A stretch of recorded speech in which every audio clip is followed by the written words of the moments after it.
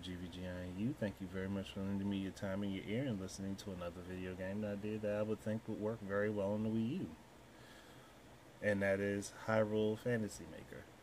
And for those who don't know, the original Legend of Zelda was actually named Hyrule Fantasy in Japan before it came over here.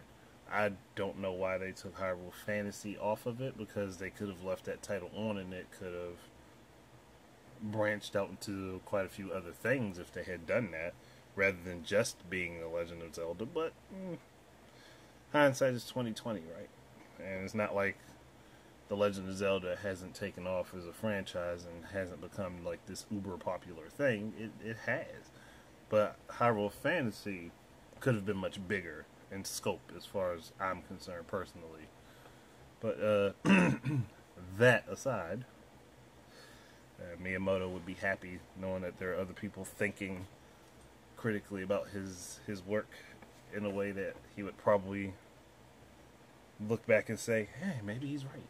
But that aside, like I said, Hyrule Fantasy Maker could be the answer to The Legend of Zelda 2D top-down ROM hacks. And Nintendo, I would hope that you guys would not start taking down videos of those games from the people who played them, because there's no point in doing it.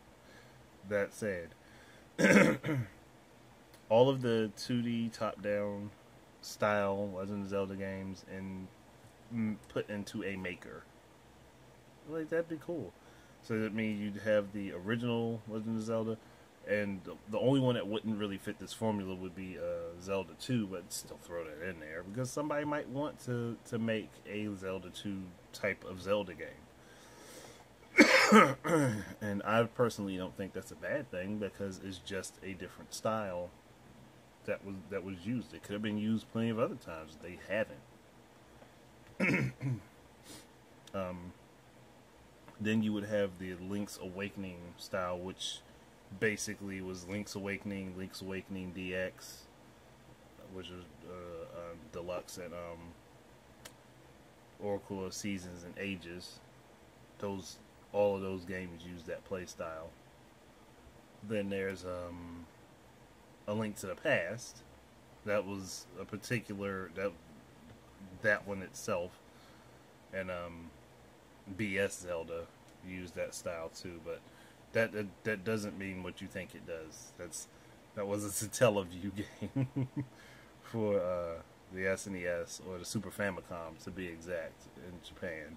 So it literally does not mean BS. It was just something. Broadcast Satellite was what BS stood for, because that was an online download. Yeah, they had online downloads for the Super Nintendo. And I think after that would be like the Spirit Tracks and Phantom Hourglass style of gameplay,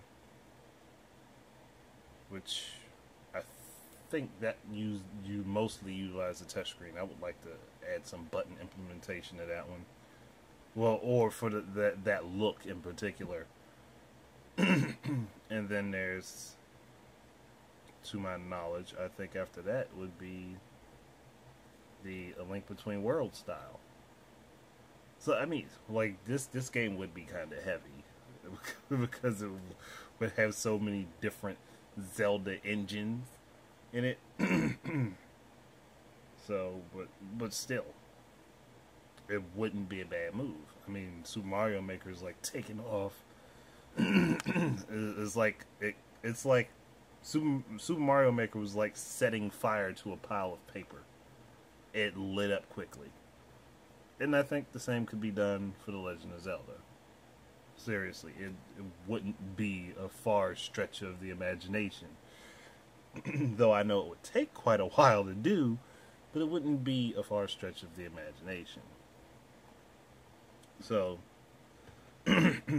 firstly, with this maker, you could not just simply make well, you could simply just make like a big dungeon and call it a day.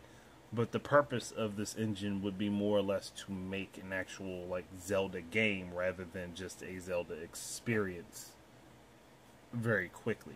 So this would be something that someone would have to sit down with and get to know the system that the system that they're utilizing, getting to know the different game engines for the top down 2D Zeldas. They would have to learn this.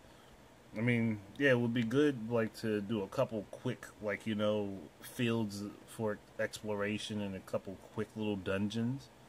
But it would have to definitely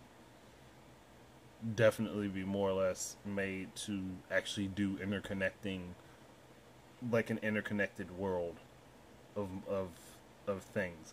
Not taking the Super Mario Maker approach where you're just making the level, but where you're actually making your own Zelda game. Where that's a possibility, that you can actually make your own living, breathing Zelda world with this game. Obviously, each style would have its own like limitations and things like that, like based upon where that game was what that game was originally made on. So, the Legend of Zelda style would definitely be based on the NES. The capabilities of the NES is obviously as that would be, and Zelda 2 again, that style based upon the limitations of the NES.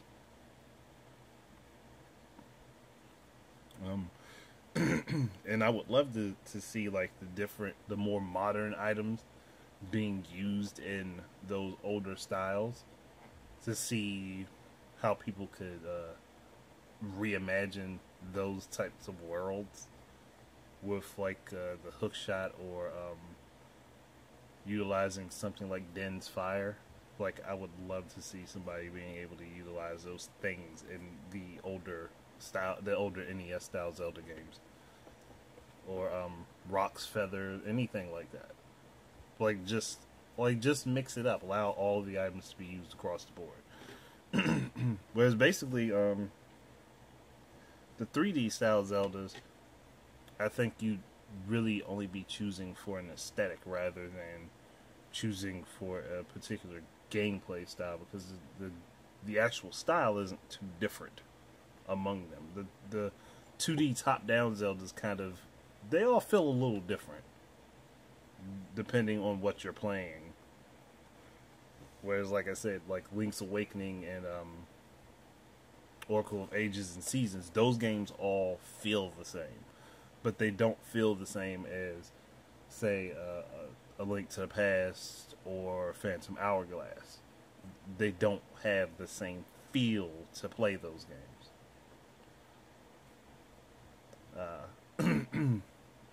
Then you would, I would love to also be able to take like the item shifting system from Link Between Worlds on the 3DS, and again give that feature across the board, but utilize it within the limitations of the different system types that these games were based upon. So if you let's say you're just playing like a Link's Awakening style, which was a Game Boy Color type of thing, and you can only utilize 2 weapons at a time, like one for your B button, one for your A button. You can just use your touch screen to slide the items back and forth, which works within those limitations, if anybody's understanding what I mean. I may be talking a little bit over talking it. It should be pretty simplified for people to understand what I mean. And in certain styles will limit access to certain buttons. Like, just going back to the Link's Awakening example, you wouldn't be able to use like the Y and X buttons on the Wii gamepad or any controller that you're using, but you'd be able to use A and B. Whereas the A Link Between Worlds style, you would actually have access to the four face buttons and a couple extra buttons based upon what the 3DS was capable of when that game came out. Like that, I know I didn't really have to explain that one, but that was probably the simplest way to go with it. Like same with utilizing the a link to the past for a style. Basically the same concept. Whereas you have certain buttons that can be used to do certain things. Oh, enough. Did I? No, I didn't skip over the Minish Cap Four Swords style. Wait, no, I didn't. I thought I did. It skipped. My mind just kind of skipped it a little bit. But I really don't. I mean, like I said, I want it to be something where you could kind of make your own worlds. I would want it to be. You would have to give it a limit of rooms, obviously, that you could actually access to be able to play and stuff like that. So that would be where the complication would come, and I personally am not technically qualified to be able to tell you what number of rooms each variant should be limited to, because obviously Legend of Zelda as a game is going to be full of rooms. And when I say rooms, I don't mean like just like a tiny a tiny 320 by 240 room. I mean like an area. So like Hyrule Field would be a room itself, or like the walkway of the Hylian Castle would be a room, and then another corridor off to the side that would count as a different room. I guess it would need to have like a pixel limit, and each room takes up a certain number of pixels until you max out how big it can be. So you could literally make one huge map that meets your pixel limit and fill it in. Like, I mean, pixels is in space. Your space limit, like as big as your open space can be. Like, you could make one huge room for that, or you could make a layered type of thing where you can make multiple rooms that are for different things. That way you could have multiple dungeons and multiple areas to enter, like and castles and things like that. I'm over explaining it. I'm pretty sure somebody probably understood that's what I was going for, but I feel like I'm over explaining it. But yeah, I don't know if there's really much else I can really say. I'd say, other than that, just take all of the variants of Legend of Zelda items that you can get and just slam them into this game so that people can set their games up to have these items and to utilize them. A really good example of a Legend, what Hyrule Fantasy Maker could do, and it was created a while ago. It was a ROM hack of A Link to the Past, which is called, I think it's The Legend of Zelda Two Towers. That is a perfect example of what I would envision a Hyrule Fantasy Maker being able to do. And like, that ROM hack is amazing. Like, if you haven't played it, it's awesome. Sorry. Man. So I'm asthmatic, so that happens sometimes when I'm talking. Like, if I don't take in enough air, I'll cough. But that aside, like, yeah, that ROM hack is the perfect example of what I would love to see in the Hyrule Fantasy Maker. And that's really it. So thank you very much for listening. Keep your eyes and ears up for more of my stuff, and until the next time, enjoy your games. Peace out.